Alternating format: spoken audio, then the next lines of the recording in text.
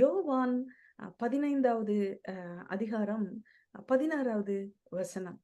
John chapter 15 verse 16, you did not choose me, but I chose you and appointed you that you should go and bear fruit, and that your fruit should abide, so that whatever you ask the Father in my name, he may give it to you.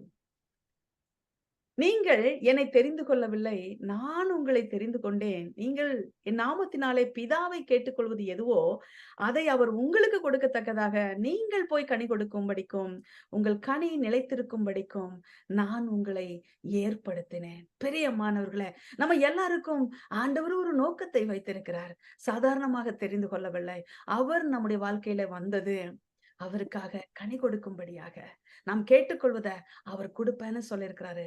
இயேசுவின் நாமத்தினாலே விசுவாசத்தோடு கேட்போம், பெற்றுக்கொள்வோம்.